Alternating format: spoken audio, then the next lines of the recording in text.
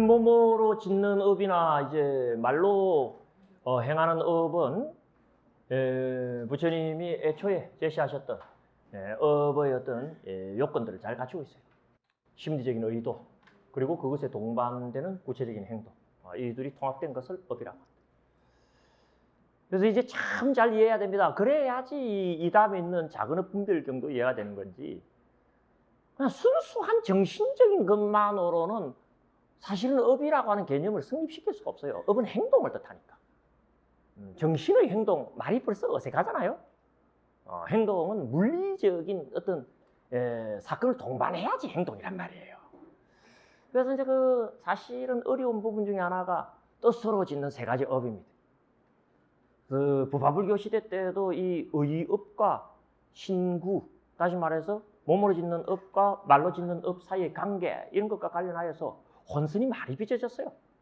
그래서 대개들 이제 의업이 있은 다음에 신업과 구업이 나온다, 이렇게도 생각을 하는 부파가 있었고, 신구의 삼업이 사라는 것을 바탕으로 놓을 뿐이다, 하면서 의도를 바탕으로 놓는 거다라고 해서 의업을 신업과 구업의 같은 레벨로 보는 그런 관점.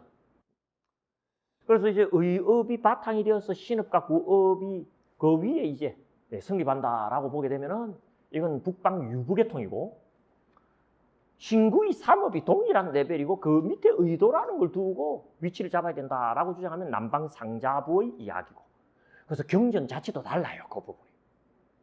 그런데 부처님의 입장에서 보게 되면 업은 기본적으로 의도적으로 짓는 행동의 업입니다. 그러니까 업 자체가 정신적이고 심리적인 사건에만 불과한다면 의도적으로 업을 짓는다는 말이 성립이 안 돼요. 의도적으로 의도를 일으킨다는 말밖에 더 됩니까? 그 경우. 그래요, 안 그래요? 의도라는 말과 업이라는 말에는 뭔가 차이가 있어야지 의도적으로 업을 짓는다는 말은 성립이 됩니다. 그래야 동업 반복의 논리적 오류에 안 빠져요. 그럴 때 업이라고 하는 말은 뭐다? 심리적인 의도와 그에 따르는 구체적인 행동이 결부된 걸 업이라고 한다면 참 설명이 좋단 말이에요. 이 그런 입장에서 신구의 삼업과 관련된 정확한 이 행동 철학적인 범주를 잡는다는 것이 쉽지가 않습니다. 아울러 탐진치로 우리가 흔히 생각하고 있는 이 의로 짓는 세 가지 악업, 그 악업의 정확한 뜻을 잡는 것도 이전부터 쉽지가 않았어요. 응? 예컨대 우리가 욕심을 나쁜 의업으로 생각을 합니다. 그죠? 그리고 화내는 걸 또 나쁜 의업으로 생각한단 말이에요. 근데 그게 사실은 그냥 기계적으로 이야기할 수 없는 것이, 예를 들어서 내가 열심히 공부해가지고 훌륭한 사람이 되어야 되겠다, 이게 일종의 욕심 아닙니까? 똑같은 의욕이라고 표현할 수 있을지 모르지만은 심리적으로는 무언가를 바라는 상태가 욕심 아니겠어요? 이게 나빠서 없애야 됩니까? 아니잖아요. 어디 가고 있는데 지 애가 누구한테 맞고 있는 거야. 화가 납니까? 안 납니까? 근데 부처님 화내지 마라 그랬다고 마이 패세요 하고 그냥 가면 됩니까? 이게 좀 이상하잖아요, 그거. 그러니까 이 부처님께서 욕심내지 말라는 말도 분명히 하셨고 화내지 말라는 말도 분명히 하셨지만 합리적인 사람이라면 내지 말아야 될 욕심을 내지 말아라고 한 것이지, 아무 욕심이나 다 내지 말라고 한 건 아니다, 이래 해석해야 될 거 아닙니까? 그리고 일으키지 말아야 될 분노를 일으키지 말아라고 한 것이지, 일으켜야 될 정의로운 분노는 또 일으켜야 됩니까? 오히려 그렇지 않습니까? 그러니까 옛날부터 욕심 나쁘게 이야기하고 분노를 나쁘게 이야기하면서 뭐가 그러면은 나쁘다라고 윤리적으로 평가받는, 이렇게 해서는 안 되는 욕심이고, 마찬가지로 뭐가 나쁘다라고 평가받는, 이렇게 해서는 안 되는 분노인가, 이걸 명료하게 정하는 것이 쉽지가 않았었어요. 그런데 이제 저는 참 이 에피소드가 있습니다. 제가 이 초등학교 시절로 보여요. 초등학교 시절에 제가 불교를 처음 접한 게 경허 스님의 자경문이라는 책을 통하여 처음으로 접했어요. 이 말도 안 되는 게 참 말도 안 되죠. 옛날에는 자유교양경시대라는 게 있었습니다. 옛날 우리가 이 초등학교, 중학교 이렇게 다닐 때는 그래서 이제 고전을 많이 읽으래갖고 종교를 막론하고 많은 고전을 이제 문교부에서 편찬을 해가지고 번역을 한 다음에 읽으라 그랬는데 초등학생이 읽는 고전 중에 뭐가 있었냐면은 자견문이 있었다고.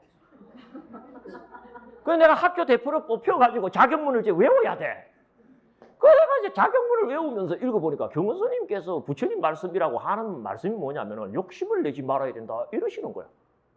그리고 화도 내어서는 안 된다. 뭐 그런 말 다 하지 않습니까? 근데 그걸 번역하시는 선생님이 지금 누군지 모르겠어. 그 책을 구할 수가 없어서.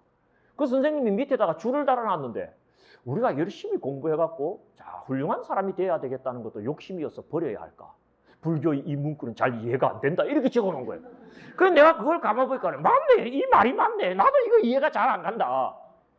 그 초등학교 학생의 머릿속에서도 욕심을 내지 말라는 말은 척 들으면 좋은 것 같아도 어떻습니까? 쉽게 말하면 지나친 욕심을 내지 말아라는 말이지. 욕심. 내가 늘 그래서 이야기합니다. 우리는 욕구 덩어리라고. 이 욕구가 빠지면 생명이라고 할 수가 없는데 우리가 사는 힘이 뭡니까?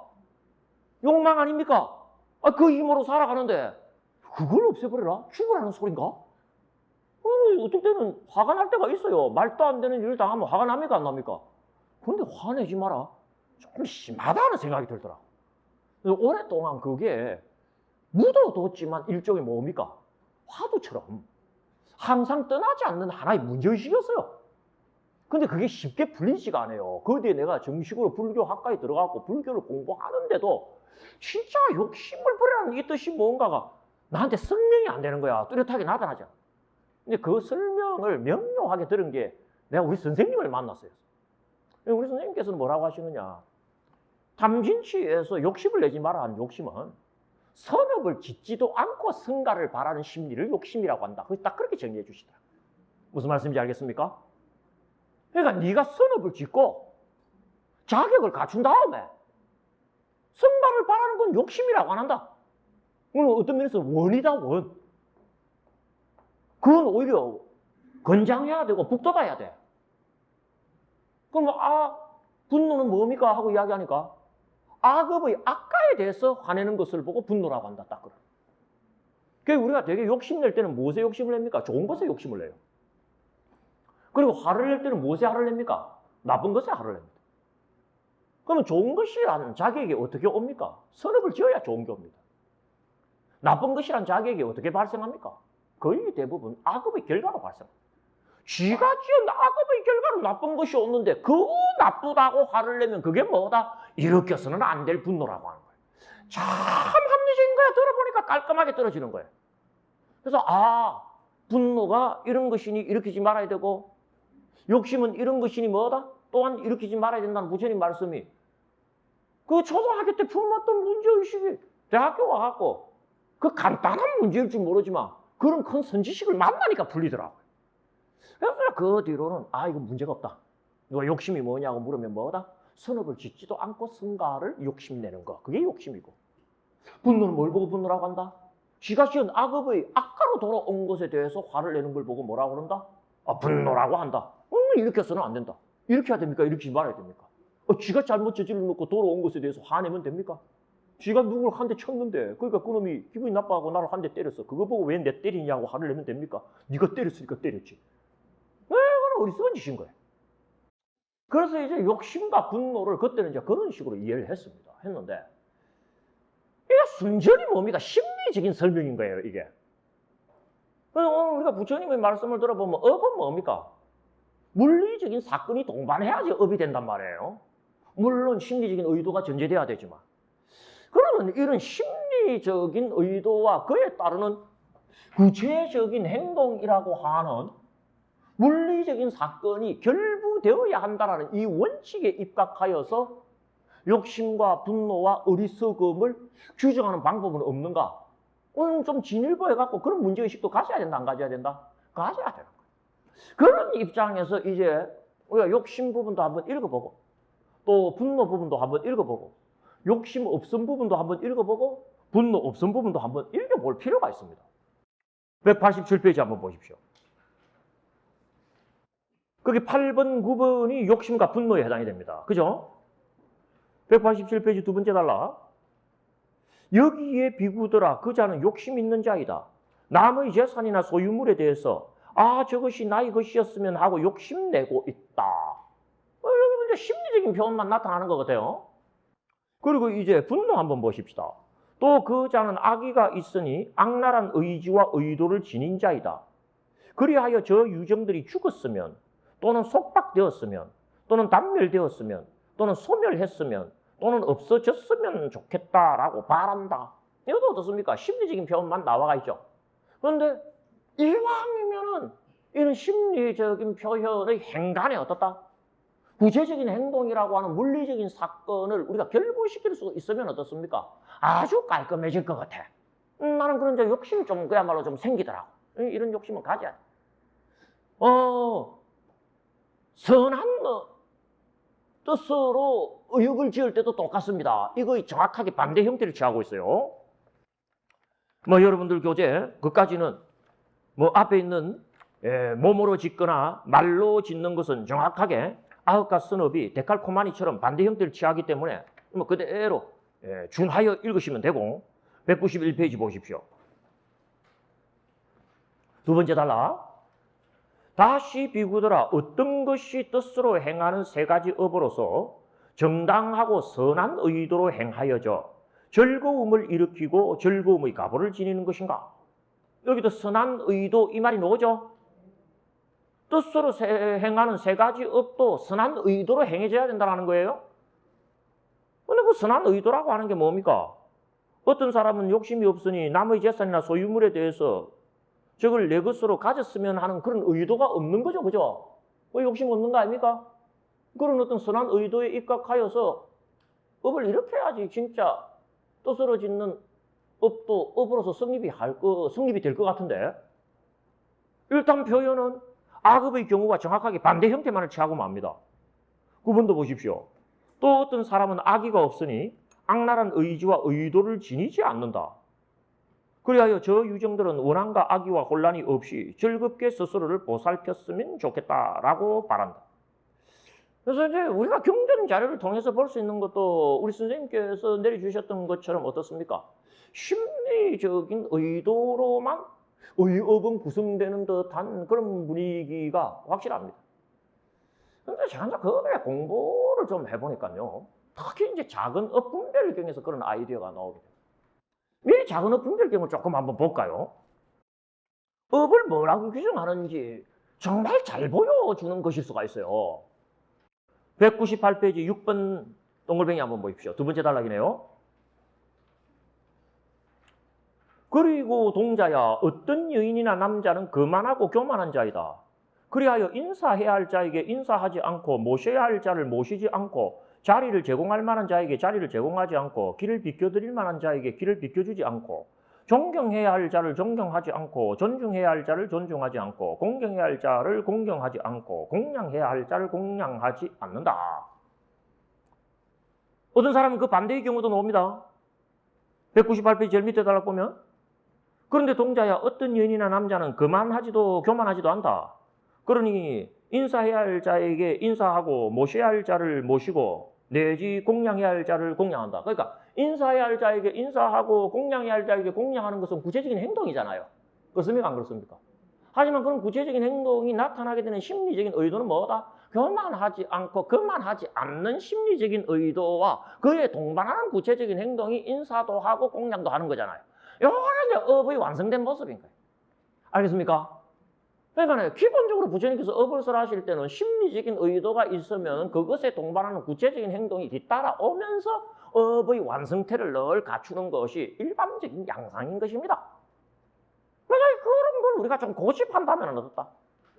이 경우도 욕심낸다, 분노한다라고 하는 이 표현도 다시 말해서 욕심이 뭐며 분노가 뭐냐라고 하는 이 질문에도 이왕이면 이 두 가지 요소가 다 들어오면 부처님의 일상적인 설명과 궤를 같이 하기 때문에 참 무난해요. 그런 입장에서 제가 이렇게 쳐다보면은요, 다음과 같은 해석도 욕심과 분노를 설명하는 한 가지 방법이 될 수 있어요. 당연히 욕심과 분노의 핵심은 심리적인 의도입니다. 욕심내는 심리, 분노하는 심리. 그죠? 근데 욕심내는 심리나 분노하는 심리적 의도만 가지고는 욕심 내지는 분노라고 하면 안 되고 그것에 따르는 구체적인 행동이 동반합니다. 그게 뭐냐? 표정이에요. 표정. 표정이 의업이다라고 하는 걸 나는 그 뒤에 이야기를 해야 되겠다는 생각을 강하게 가집니다.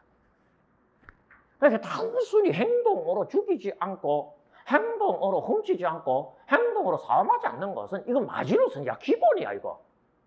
그리고 입으로 거짓말하지 않고 험담하지 않고 이간질하지 않고 또는 욕하지 않는 건 기본입니다. 그 정도로 선업이 아니야. 표정도 관리를 잘해야 선업이야. 표정이 사람을 죽인다. 그래요 안 그래요? 기분 나쁜 표정이 있습니까 없습니까? 화나는 심리에 동반하는 기분 나빠하는 표정. 표정은 물리적 사건입니다. 그래요 안 그래요? 밖에서 확인할 수 있잖아.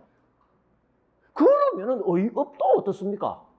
의도의 중점은 두어졌지만 구체적인 그런 말하자면 행동이 그 안에 또는 물리적인 사건이 포함된다 안 포함된다? 포함이 되는 효과를 거둘 수가 있더라. 물론 저희 해석입니다. 해석이지만 나는 이 해석이 나 자신을 말하자면 공부하게 하는데 도움이 된다고 판단되기 때문에 권하는 거예요. 입으로 욕 안 했다고 해도요. 표정이 욕하는 표정이 사람이 있어. 내가 항상 여러분들 보고 표정 관리에 좀 신경 쓰라는 거. 그리고 표정이 좀 안 좋은 사람은 뒤에 앉아야 돼. 강의하는 사람이 얼마나 힘 빠지는 줄 압니까? 자기 집에서 무슨 일이 있었던 그건 저그 집 사정이지. 왜 여기 앉아갖고 대하게 나를 쳐다봐? 그러면 그 표정이 영향을 준다 안 준다?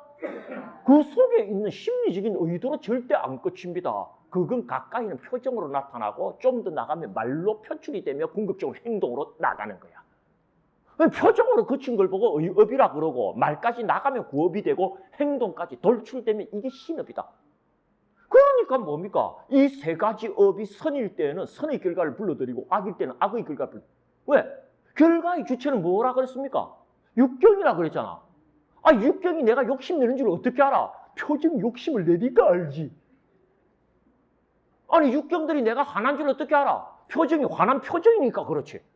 말로 안 해도 행동으로 짓거리를 안 해도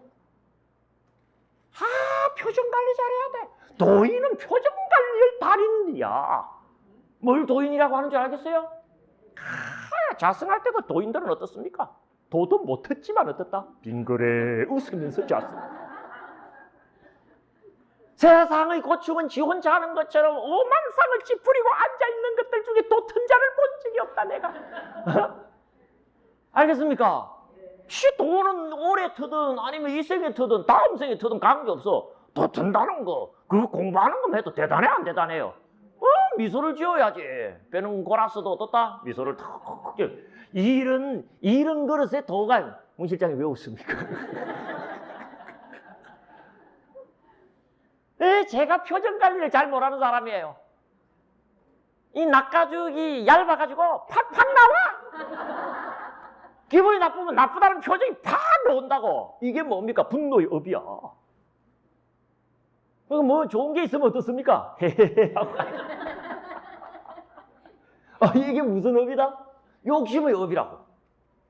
그래서 이걸 이제 내가 조금 좀 정교하게 다듬어서 여러분들께 이런 소개는 해도 될까 모르겠습니다만은 우리가 욕심이라고 하는 것과 관련하여서 의도적인 측면과 행동의 측면을 역시 설정을 할 수가 있다 했을 때 욕심을 구성하는 의도는 뭐냐? 지만 잘 되고 남이 안 되었으면 하는 바람이 욕심의 의도입니다.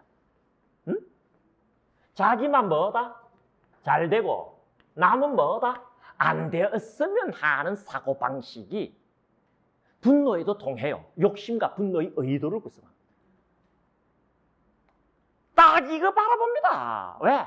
선과 악을 부처님은 어떻게 규정하십니까? 공리가 선이고 이기가 악이다 그럽니다. 이기가 뭡니까? 지는 잘 되지만 남 잘 되기를 안 바라는 게 이기주의야. 그래요 안 그래요? 다산적 이타주의든 아니면 순수한 이타주의든 이타주의는 뭡니까? 나 잘 되는 것처럼 남 잘 되기를 바라는 사고방식. 그러니까 욕심과 분노라고 하는 의업에 있어서 의도 차원에서 우리가 챙겨야 됩니다, 이거. 나만 잘 되기를 바라고 남은 안 되기를 바라는 심리. 아니면 그걸 노리는 의도. 이게 뭐다, 의도. 그것에 동반하여서 어떻다? 자기가 잘 되었고 남이 안 되었을 때 즐거워하는 표정. 이걸 우리는 뭐라고 부른다? 욕심이라고 부른다. 나는 이렇게 말하면 또 나름 괜찮다고. 지가 잘 되고 남이 안 되었을 때 기분 좋다 하는 표정이 얼굴에 싹 돋아나는 사람은 의도가 어떤 의도다? 지만 잘 되고 남이 안 되길 바라는 의도를 갖고 있기 때문에 대개 사람 그래 살지 않나 하는 생각도 가지지만 부처님의 가르침 욕심내지 말라는 그렇게 살지 말라는 뜻이 난 그 안에 있다고 보고 이건 누군가가 지적해야 된다라고. 안 좋습니다. 안 좋습니다. 아집을 엄청나게 두툼하게 만들고 아집을 엄청나게 푹 돋아가지고 나중에 수염의 칼날이 그 아집의 껍질을 뚫지도 못하게 만들어버려요. 이런 식으로 욕심의 업을 지어대다가는 무서워. 그러니까 괴로움의 가보를 피할 길이 없는 거예요. 그러니까 저것에 있어서 종식을 선언하지 못하고 괴로움을 끝낸다고는 못한다라고 딱 이야기해요. 그럼 분노는 뭐냐? 의도는 똑같습니다. 어떤 의도? 자기는 뭐다? 잘 되고 남은 안 되었으면 하는 의도입니다. 그런데 행동의 범주에 있어서는 다르죠. 근데 자기가 잘 안 되고 남이 잘 돼뿐 거야, 이건. 그러면 어떻습니까? 언짢아 하고 여러분들 언짢아함이라고 하는 것을 업으로 어떻게 잡아? 언짢아함의 업이 어디 있습니까? 명목으로는 살생업, 투도업, 사음업, 망어업, 기어업, 양설업, 악구업 지금 이렇게 정하잖아요. 그러면 언짢아하는 것도 하나의 업으로 잡아야 됩니까? 이러면 여기 다 들어가는 거예요. 자기는 잘 되고 남은 안 되었으면 하는 의도를 가진 자에게 자기가 안 되고 남이 잘 되는 일이 벌어졌을 때 뭡니까? 언짢아하고 불쾌해하는 표정. 이게 쉽게 말하면 뭡니까? 분노하는 업입니다. 분노가 뭡니까? 우락부락한 게 분노하는 표정이잖아요. 언짢아하고 불쾌하면 그런 표정이 나옵니다. 에이씨, 내가 잘 돼야 되는데 네가 왜 잘 됐어? 비단 이것만 있는 게 아니지만은 이 이야기를 제가 특정해서 드리는 이유는 뭐냐? 기본적으로 부처님의 선업의 가르침에서 노리는 노림수 중에 하나는 뭡니까? 나 잘 되듯이 남도 잘 되기를 바라는 의도가 베이스에 깔리지 않으면 해결이 없다. 이거 지금 부처님 강조하고 있는 거거든요.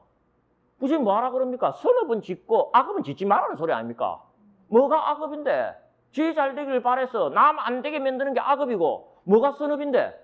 나와 같이 남도 잘 되기를 바라는 게 선업 아닙니까? 그게 이 의업이라고 하는 차원에서 어떻게든 수용이 되어 있어야 되고 또한 표현이 되어줘야 돼요. 여러분들 욕심 없음이라고 하는 것은 그러면 뭘 의미하겠습니까? 저와 정확하게 반대의 표현이겠죠? 뭘 보고 욕심이 없음이라고 하면 될 것 같아요? 욕심 없음이라고 하는 것도 말하자면 의도의 차원이 있고 행동의 차원이 있어야 되겠죠? 그럼 욕심 없음을 구성하는 의도는 뭐라고 해야 되겠습니까? 그렇죠. 나처럼 남도 뭐 하기를 바라는 심리? 잘 되기를 바라는 심리. 이웃과 세상이 잘 되기를 바라는 심리까지는 안 가더라도 나 잘 되기를 바라듯이 남도 잘 되기를 바라는 심리를 뜻합니다. 응? 뭐 하듯이? 나 잘 되기를 바라듯이 남도 잘 되기를 바라는 심리. 말하자면은 욕심 없음의 의도를 구성하는데 실제 어떻다? 나도 잘 되고 어떻다? 남도 잘 되는 경우 벌어질까요? 안 벌어질까요? 그리고 자기는 잘 되었는데 남은 뭐다? 안 되는 경우 벌어질까요? 안 벌어질까요? 벌어지겠죠? 그게 재밌는 거예요. 나도 잘 되고 남도 잘 되기를 바랬는데 어떻다? 나는 잘 됐는데 남은 잘 안 됐어. 그러면 이런 의도를 가진 사람은 그 의도에 따르는 구체적인 표정이 어떻게 나올 겁니까? 안타까워할 거 아니에요. 그래요, 안 그래요? 그러니까 여러분들 똑같은 안타까움이라고 하더라도 이때 나타나는 언짢아함하고 형태는 비슷할 수가 있어. 하지만 전혀 다른 거예요. 진정 나도 잘 되지만 그 사람도 잘 되기를 바랬다면 어땠습니까? 나는 됐는데 그 사람이 안 됐으면 안타까워해요, 안 해요? 그 안타까워할 줄 아는 그 귀한 표정이 뭐다? 욕심 없음이라고 하는 의어보로 한번 나는 잡아줘도 된다라고 봅니다. 안 그러고는 욕심 없음이라는 걸 어떻게 실천할 거예요, 여러분들? 여러분, 우리의 행동이라고 하는 것은 드러난 마음입니다. 그리고 우리의 마음은요, 내재화된 행동에 불과해요. 다시 말해서 표정이 그와 같고 말이 그와 같고 행동이 그와 같다는 것은 마음이 그와 같음을 뜻하고, 마음이 그와 같다면 표정과 말과 행동이 그와 같아야 돼. 하나도 아니지만 뭐다? 둘도 아닌 위치에 있는 거예요. 뒤집어 말하면 우리 마음이 나 잘 되는 것처럼 남도 잘 되기를 바라고 내 잘 되기를 바라는 것처럼 남도 잘 되기를 바라야 될 거 아닙니까? 그죠? 그러려면 그런 표정을 지으려고 노력하고 지어야 되고 그런 짓는 횟수가 늘어나야 됩니다. 말도 그것에 입각한 말을 해야 되고 행동도 그것에 입각한 행동을 해야 돼. 그러면 어떻다? 그런 심리적인 의도가 자라게 되겠죠. 자라게 되겠죠. 똑같은 이치로 우리가 분노 없음이라고 하는 것을 한번 분석을 해보도록 하겠습니다. 또 서로 짓는 세 가지 선한 업 중에서 두 번째가 분노 없음 아니겠어요? 똑같습니다. 분노 없음이라고 하는 것의 의도도 뭐다? 나도 잘 되기를 바라는 것처럼 남도 뭐 하기를 바라는 거다? 나도 잘 되기를 바라는 것처럼 남도 잘 되기를 바라는 의도. 이 의도를 뭐라 그런다? 분노 없음이라는 차원의 심리적 의도로 잡아봅니다. 그런데 어떤 일이 실제 벌어진다? 저하고 똑같습니다. 자기는 안 되고 남은 잘 된 경우 항상 이때가 문제입니다. 나도 잘 되고 남도 잘 될 때는요 별로 심리적으로 혼란을 안 겪어요. 그리고 지가 안 되는데 남도 같이 안 되면 또 막 괜찮습니다. 항상 지는 안 됐는데 남이 되었거나 남은 안 됐는데 지가 되었을 때 어떻다? 이 속이 드러나는 거야 이게. 근데 이번에는 뭡니까? 자기는 안 됐는데 어떻다? 남이 잘 됐어. 그럼 어떻습니까? 나도 잘 되기를 바라는 것처럼 남도 잘 되기를 바라는 의도를 갖고 있는 사람은 그 표정이 당연히 어떻게 나오겠습니까? 아이고 니라도 잘 됐으니까 참 좋다. 기뻐하는 표정이 나옵니까? 안 나옵니까? 난 이게 말하자면 구체적인 행동의 영역을 구성하고 있다. 이렇게 한번 지적해도 괜찮다고 보는 거고, 부처님께서 십악업, 십선업을 쓰라는 이유는 뭡니까? 십악업은 짓지 말고 십선업은 지어라는 소리 아닙니까? 그 말은 뜻으로 짓는 세 가지 업의 경우에도 악업은 일으키지 말고 선업을 일으키라는 소리잖아. 실천해라는 소리거든요. 그럼 구체적으로 어떻게 실천할 거냐라는 거야. 표정 관리를 통하여 적극적인 실천이 가능한 방법이 있다면 이거 한번 추천해도 나는 된다고 생각합니다. 그래서 뭐 이런 이야기는 자주 하는 이야기는 아닙니다만은 우리 이번 붓다의 가르침을 통해서는 내가 한번 전통의 견해와 더불어서 같이 소개할 만하다 해갖고 이렇게 소개를 합니다. 아시겠습니까? 자기가 잘 되고 남이 안 되었을 때 시기 좋아하면 안 됩니다. 표정 관리 그때 아유 저 친구도 잘 돼야 되는데 내만 잘 돼가고 이거 좀 어떻다? 오히려 안타깝다. 이렇게 오히려 생각을 해야 되지. 그걸 어떻다? 일이 그리 될 줄 알았어. 뭐 이러면서 그거 아주 그럴 만하지가 못해요. 그건 대개 사람들이 이쪽으로 가지 뭐 이쪽으로 갈라 그럽니까? 그러지 마라. 이쪽으로 가감하게 네 행동의 그런 스타일을 교정하도록 하라. 이런 뜻이 우리가 십악업을 읽을 때 나오는 거다라고 생각합니다. 자, 그러면 이제 마지막으로 남은 게 이 뜻으로 짓는 세 번째 선업과 악업. 우리가 흔히 이야기할 때 탐진치하는 어리석음과 그리고 어리석지 않음이죠. 그런데 이거는 오늘 여러분들하고 논의할 주제를 사실은 넘었습니다. 왜 넘었느냐? 첫 번째, 이 정견과 사견의 문제는 우리가 다음 시간에 살필 큰업 분별경의 핵심 주제가 되기 때문에 큰 분별경에 가게 되면은 일체는 한번 소개를 한 적이 있습니다만은 선업을 지었다고 꼭 선치에 가는 것도 아니고 악업을 지어도 선치에 가는 경우가 있고 악업을 지었다고 꼭 악취에 가는 게 아니고 악업을 지어도 선치에 가는 경우가 있다고 놓을 때 그 선치와 악취를 결정짓는 한 가지 요인 속에 뭐다? 죽을 때 탐진치의 치를 지녔느냐 지니지 않았느냐 아니면 치 없음을 지냈느냐 지니지 않았느냐가 결정적인 역할을 한다는 말입니다. 그래서 내가 그거하고 연결을 지어가지고 다음 시간에 이 마지막 10번째 업의 구체적인 내용에 대해서는 여러분들하고 이야기하는 게 중첩되지 않고 또 여러분들도 들으실 때 어떻습니까? 막 그때 제대로 한번 딱 들음으로써 마무리를 짓는 그게 효율적이라고 생각이 되고 두 번째는 이제 욕심이나 분노와 달리 뜻으로 짓는 세 번째 악업과 선업에 대한 부처님의 표현이 예사롭지가 않아요. 뜻으로 짓는 세 번째 악업을 부처님께서 뭐라고 하시느냐 하면은 사견이라고 부릅니다. 탐진치의 치자를 안 써요. 십악업 십선업을 이야기할 때는 사견 그럽니다. 10번째 악업을. 그리고 10번째 선업을 뭐라고 부른다? 정견하고 불러요. 그러니까 선업과 악업을 이야기하면서 정견과 사견을 그 구체적인 제목으로 삼고 있는 건요, 굉장히 이례적입니다. 왜냐하면 불교 윤리에 있어서 선악의 윤리와 정사의 윤리는 차원이 다르거든. 왜 그러냐면 선악의 윤리는요, 아집을 바탕에 깔고 일으키는 윤리입니다. 근데 정사의 윤리는 뭐다? 아집의 제거 그 자체를 목적으로 하는 윤리예요. 그러니까 차원이 같다 다르다.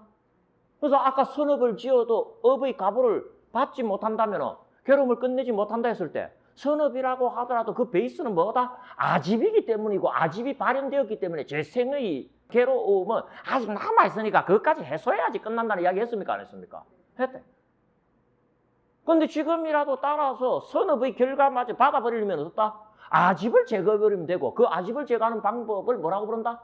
수행이라고 부른다는 말 아까 했습니까? 안 했습니까? 그러니까 수행을 뜻할 때는 윤리적인 표현이 바르답니다. 그 수행하고 반대길을 가는 걸 보고 뭐다? 삿대다 그래. 그러니까 바르다, 삿대다라는 윤리 개념과 선하다, 악하다라고 하는 윤리 개념은 어떻습니까? 차원이 같다, 다르다? 다릅니다. 근데 지금은 선하다, 악하다를 따지는 순간이에요. 바르다, 삿대다를 따지는 자리예요.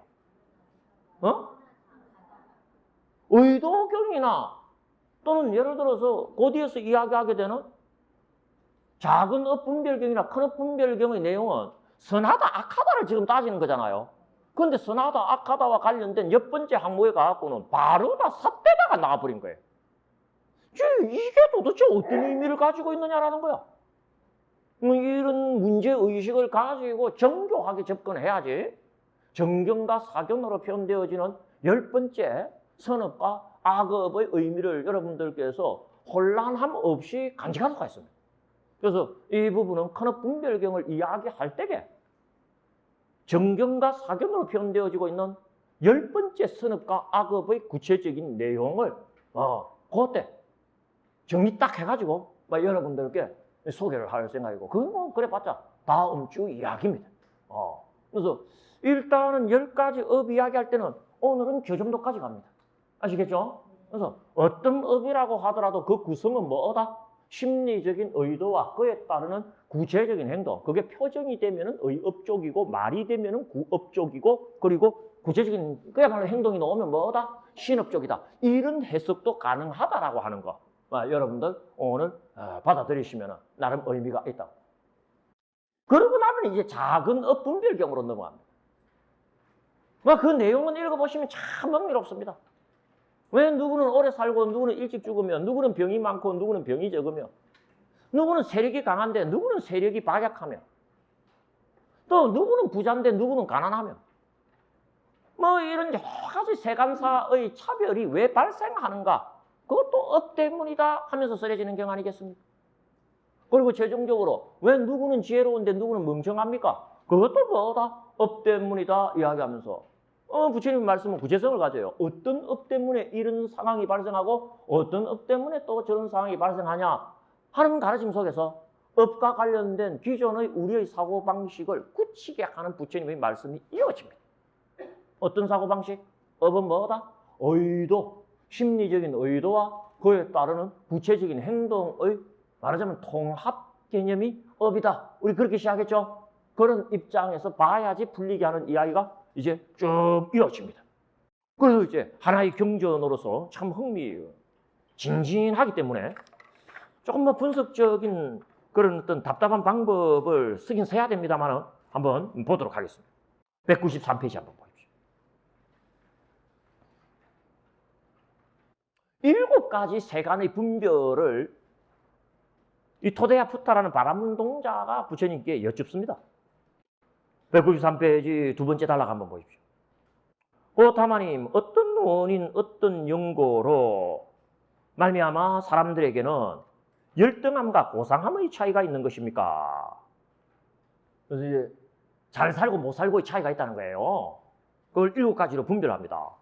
수명이 짧은 사람이 있고 긴 사람이 있습니다. 병이 많은 사람이 있고 적은 사람이 있습니다. 추한 사람이 있고 아름다운 사람이 있습니다. 약한 사람이 있고 강한 사람이 있습니다. 가난한 사람이 있고 부유한 사람이 있습니다. 천한 사람이 있고 귀한 사람이 있습니다. 겉으로 멍청한 사람이 있고 똑똑한 사람이 있습니다.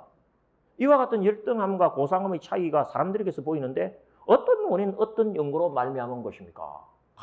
부처님의 답변은 감동적이죠. 업 때문이다 이렇게 이야기합니다만 부처님의 표현 한번 보십시오. 그냥 업 때문이다 하는 이런 참 무미건조한 답변 주지 않으시고 이렇게 표현합니다. 동자야, 유정이란 업의 주인이며 업의 상속자이며 업의 친족이며 업을 의지할 곳으로 삼는 자이다. 업이 유정을 열등함과 고상함으로 나누는 것이다. 우리 소유물은 뭐다? 업입니다. 우리가 책임져야 할 것도 뭐다? 업입니다. 우리가 상속받는 것도 뭐다? 업입니다. 업을 떠나서 너희들의 삶을 이리저리 재단하거나 분석한다라고 하는 것은 뭐다? 그건 공허한 일이야. 업이 유정들을 열등함과 고상함으로 나누는 것이지 하니까 좀 구체적으로 설명해 주시겠습니까? 부처님 대단하죠. 그 7가지 질문 여러분들은 방금 읽었습니다만 7가지 질문이 뭔지 기억이 납니까? 안 납니까? 이 지금 토대야 푸타가 쪽지에 적어갖고 이거 좀 답해 주십시오 하고 부처님께 내민 거 아닙니다. 그냥 앞에서 어떻습니까? 누구는 오래 살고 누구는 일찍 죽고 누구는 병이 많고 누구는 병이 없고 내지 누구는 똑똑한데 누구는 멍청한데 그 이유가 뭡니까 하고 7가지를 쭉 이야기를 했어. 듣자마자 딱 부처님 머릿속에 입력하시고 어떻다? 순간에 첫 번째 분별의 이유는 무엇이며 내지 7번째 분별의 이유는 무언가를 쫙 이야기하면서 경전 하나가 딱 성립하는. 실제 이 경전에 감정이입해갖고 나에게 누군가 이 질문을 했을 때 나는 이 경전을 몇 번 보고 번역까지 하고 여러 번을 공감까지 했음에도 불구하고 말하려면 말이 안 나와. 그런데 어떻게 처음 들은 질문에 답이 이렇게 나가실 수가 있으실까? 소소하지만 그런 데서 부처님의 참 전륜하심을 우리는 또 느껴요. 역시 부처님이시기 때문에. 누군가가 당신에게 질문을 하거나 이야기를 하면 그 질문을 완전히 몰입하시는 거예요. 싹 흡수해버리는 거예요. 그래서 무슨 의도로 저런 질문까지 하느냐까지. 그래서 그 마음에 쏙 든 답변을, 맞춤형 답변을 그때 쫙 베푸십니다. 그러면서 그 키워드를 뭘로 잡으신다? 업으로 잡으신 거예요. 그러면서 첫 번째, 일찍 죽고 오래 사는 경우의 예부터 시작을 합니다. 194페이지는 그 이야기하고 있죠. 그 다음에 195페이지는 뭡니까? 병이 많고 적은 이유가 뭔지 설명을 합니다. 그리고 195페이지에 3번 동그라미까지 있죠. 그건 뭐다? 누구는 예쁘게 태어나고 누구는 추하게 태어난 이유가 뭔가? 이게 관심 많죠, 여러분들. 한번 볼까요? 누구는 아름답다 소리를 듣는데 왜 누구는 추하다 소리를 듣느냐? 3번 동글뱅이가 그 답입니다. 그리고 동자야, 어떤 여인이나 남자는 화를 잘 내고 아주 혼란한 자이다. 조금만 말하더라도 욕을 퍼붓고 성내고 악의를 품고 고집을 세운다. 하와 진해와 불만을 드러내는 자이다. 뭔 말입니까? 한마디로 성질 아주 그렇고 그런 자라는 소리다. 그러니까 성질이 안 좋으면 추하게 된다는 거예요. 확실히 그래요, 여러분들. 이쁜 사람들은 성질도 좋습니다. 성질이 좋아서 이뻐진 건가? 이쁘니까 성질 부릴 일이 없는 건가? 아니에요, 여러분들. 성질 부리면 추해요. 어? 앞만 이쁜 얼굴도 성질 부리면 어떻습니까? 꼴보기 싫어져 버립니다. 근데 앞만 박색이라도요, 그만의 고유한 미소를 개발해갖고 그걸 발현시키면은요, 빛이 나. 어? 왜 희망이 보입니까, 제 이야기에서?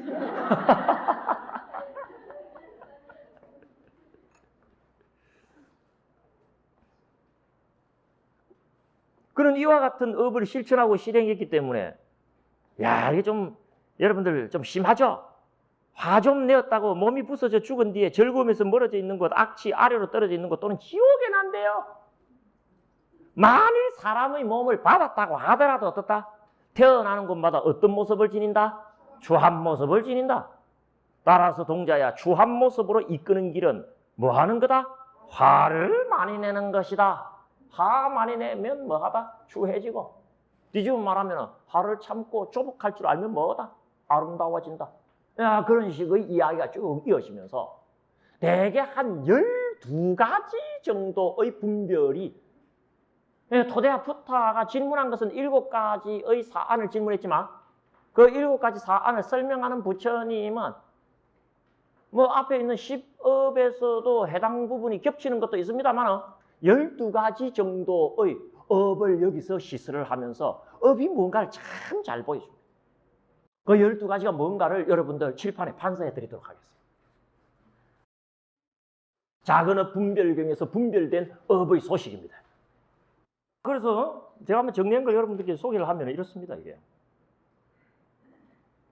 1번 같은 경우 누구는 뭐 오래 살고 누구는 일찍 죽는 이유가 어디 있냐 하면서 이 부처님께서 이야기하는데 상당히 복합적입니다.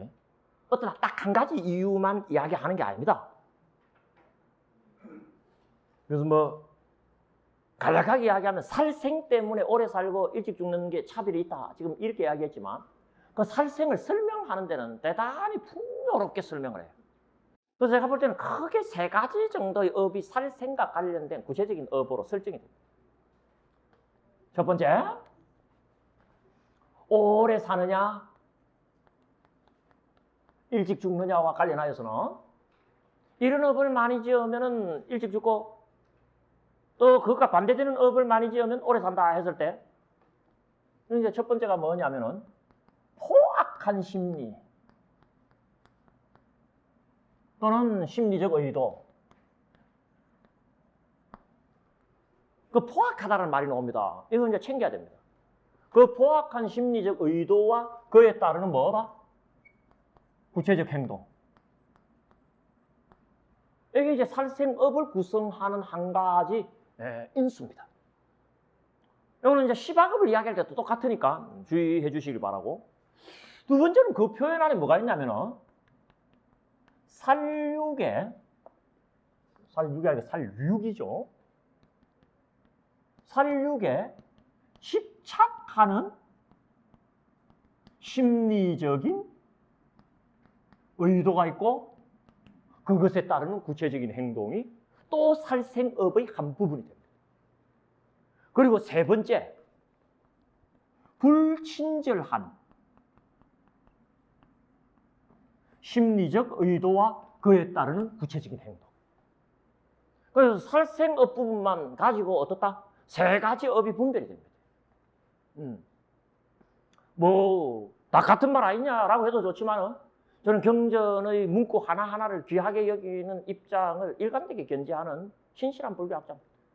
그래서 부처님께서 포악하다라는 단어도 쓰셨고 살육에 집착한다는 단어도 쓰셨고 불친절하다라는 단어를 기꺼이 베푸셨을 때는 우리가 그 한 단어 한 단어를 경계하라고 하는 그분의 뜻이 난 그 안에 있다고 봅니다.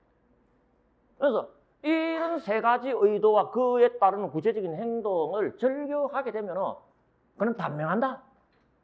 이런 교훈으로 여러분들 받아들이시면 되고 이 반대의 의도를 가지고 그에 따르는 구체적인 행동을 하면 뭐다? 장수한다.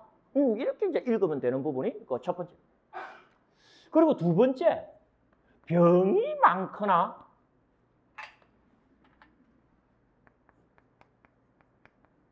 또는 병이 적거나 하는 분별이 있다 그랬죠? 그거는 어디서 나타나는 거냐? 뭐 여러분들 195페이지 그 동글뱅이 2번 보시면 바로 나옵니다. 그리고 동자야, 어떤 여인이나 남자는 손이나 흙등이나 매나 칼로서 늘 유정들을 괴롭히는 자이다. 그런 업을 실천했기 때문에 어떻다? 나쁜 곳에 가고 사람으로 태어나도 병이 많게 된다. 뭐 그러지 않으면은 좋은 데 가고 사람으로 태어나도 건강해진다. 뭐 이렇게 이야기를 하는 겁니다. 읽어보시면 됩니다. 이거는 제가 이렇게 정리하고 싶어요. 괴롭히기를 좋아하는. 이건 다 전체적으로 보면 네 번째입니다. 1년 번호. 남을 괴롭히기 좋아하는 심리적 의도와 그에 따르는 구체적인 행동. 그 사람을 다변과 건강으로 분별하게 하는 업의 기준점이다. 이렇게 해서. 사람 괴롭히기 좋아하는 그런 심리적 성향 가진 사람이 있습니다. 예를 들어서 뭐 아까도 학창 시절 이야기를 했습니다만 괜히 약해 보이는 사람 툭툭 건드리고 힘들어하고 괴로워하는 걸 보고 희희되고 즐거워하는 그런 성향을 가진 사람이 있고 실제 그런 구체적인 행동을 하는 사람이 있습니다. 앞으로 큰 병 걸리면 그것 때문에 걸린 줄 알면 돼.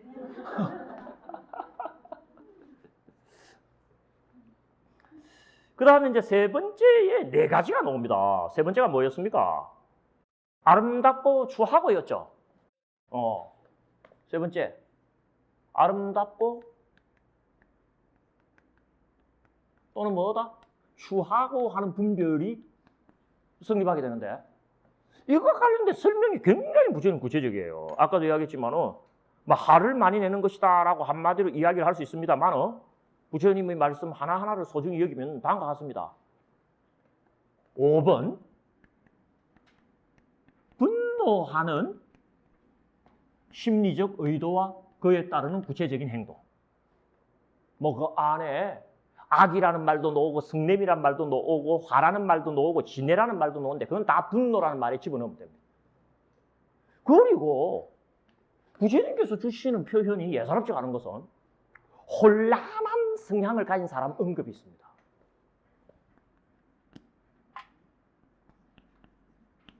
혼란한 심리적인 의도와 그에 따르는 구체적인 행동. 혼란하다는 말이 있어요, 여러분들. 그리고 동자야, 어떤 여인이나 남자는 화를 잘 낼 뿐만 아니라 아주 혼란한 자이다. 쉽게 말하면 뭡니까? 히스테리컬한 거예요. 지도 지가 왜 그런지 헷갈리는 거야. 경험 있는 사람 있으실 거예요? 막 화를 내놔놓고 어떻다? 내가 왜 이러지? 아주 헷갈리는 자야. 혼란한 자입니다. 그런 혼란한 심리적 성향 내지는 의도와 그에 따르는 구체적인 행동도 어떻다? 추함과 아름다움을 분별하게 하는 하나의 업으로 성립한다라고 하는 걸 부처님께서 지금 적시하고 계시는 거예요. 그다음에 7번째. 고집이 센 심리적인 의도와 그에 따르는 구체적인 행동. 고집이 세다는 말도 나옵니다. 뭘 보고 고집이 세다고 하는지 여러분들 아실 겁니다. 응? 무슨 고집이다라고 불리는 사람 있죠. 웬만하면 보편타당한 사실이 오면 받아들여야 된다, 안 받아들여야 된다?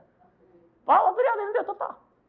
끝까지 한 번 내뱉은 말은 되돌릴 수 없어. 그래갖고 나중에 바야시경 가게 되면 고집 센 사람의 허물이 얼마나 큰가에 대한 바야시에 대한 아주 준엄한 비판이 베풀어질 때 여러분들 좀 자세히 이야기할 때도 있을 거예요. 그리고 이제 8번째.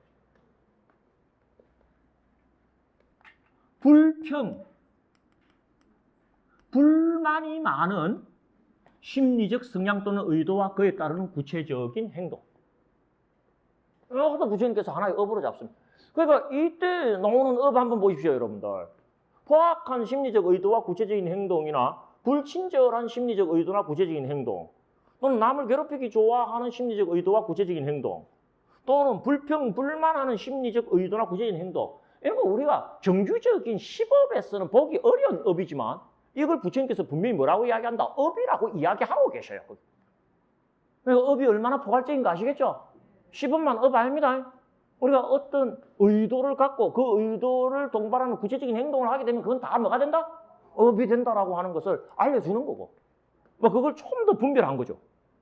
자, 이제 다 끝나갑니다. 그 다음에 네 번째가 뭐였습니까?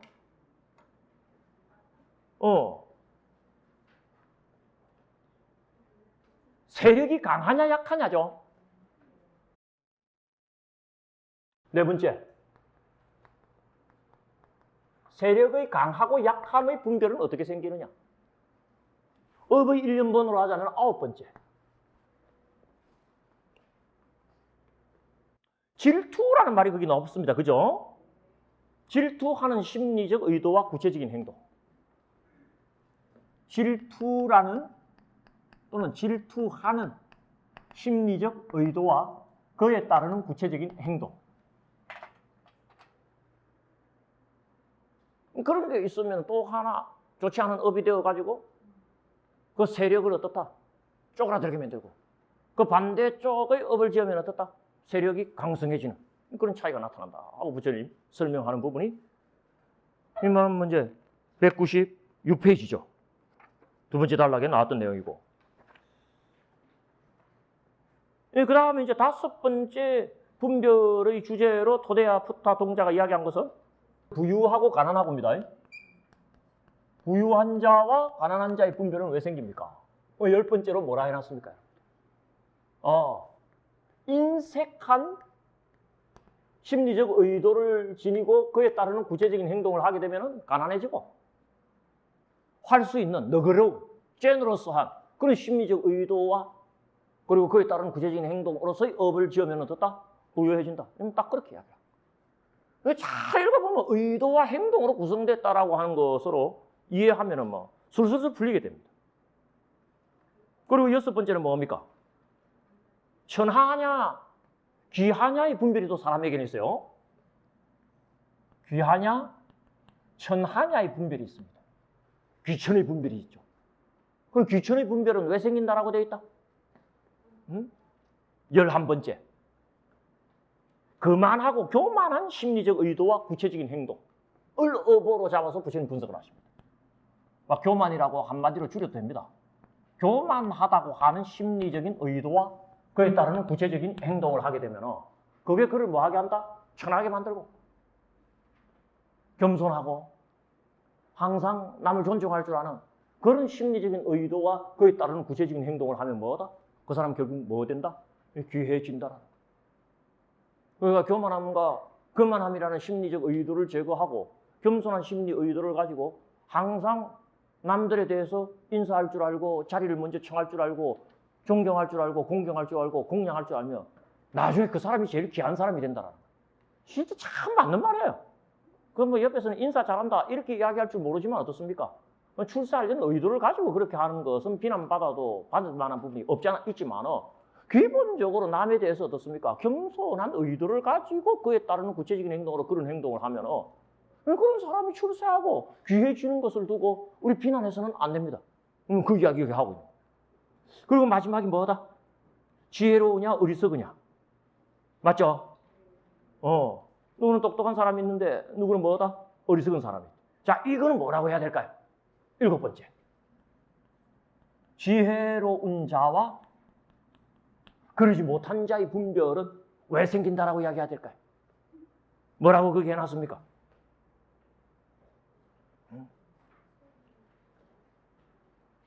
마지막 페이지니까 한번 읽어보고 오늘 또 진도도 한번 마무리하도록 하겠습니다.